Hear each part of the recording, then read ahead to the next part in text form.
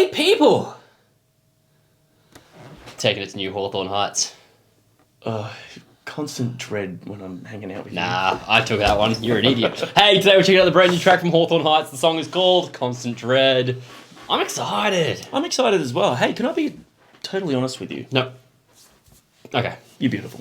Damn it, you got in too quick. I was so slow. Hawthorne Heights were probably my least listened to out of the big emo, screamo bands from back then. Okay. You know, in relation to bands like The Used, Funeral for a Friend, Finch and all those sorts of ones. They were probably my least listened to.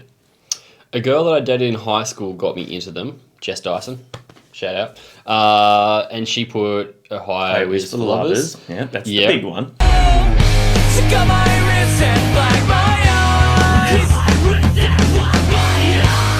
And then I don't remember the name of the other track though that was off like an early EP because it was before that album came out, so it must have been a demo of that. So I liked them from the get-go, but never really stayed with them.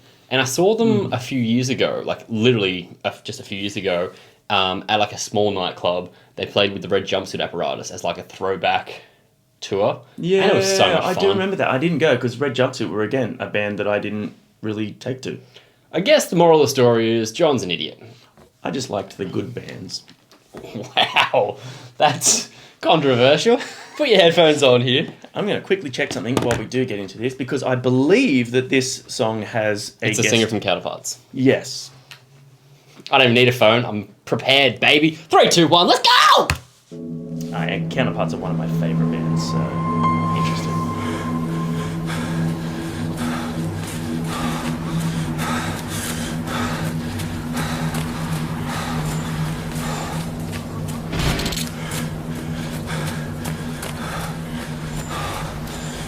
Actually, the wrong way around.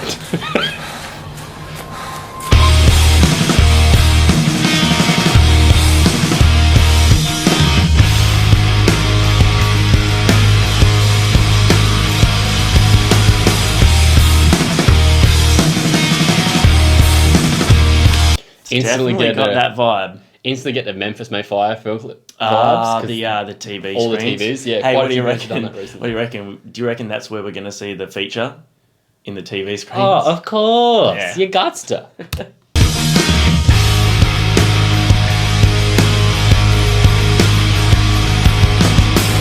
can feel my body breaking down, California sun. I can see the colors spiral out, nowhere left to run. Don't leave so soon when the darkness closes in.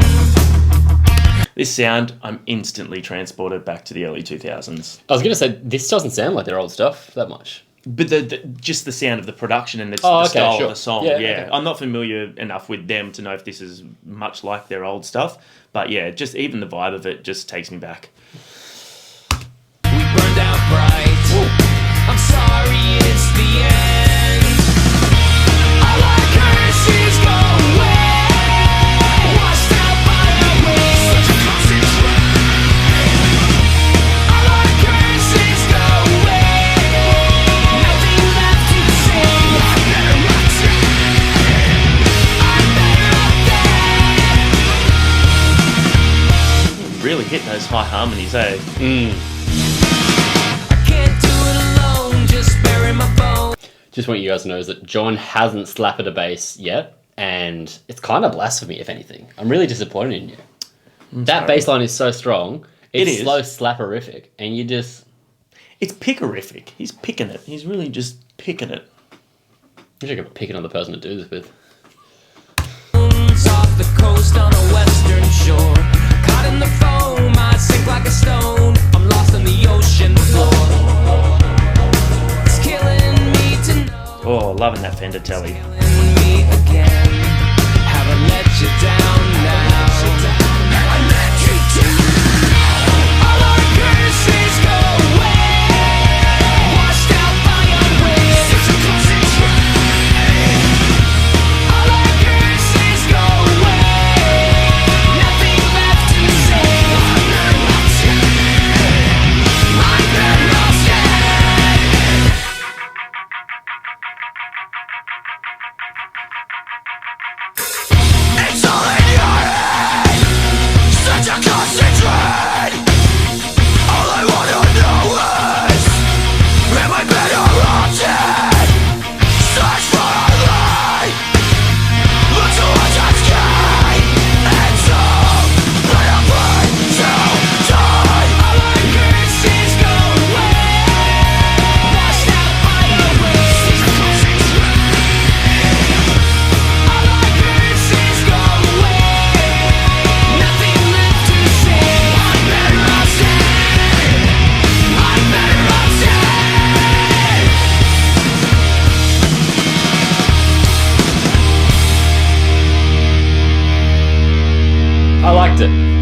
I liked it. That was fun. It was, yeah. Like I said, it had a really nostalgic song structure. It does have even the nostalgic vibe and sound to it.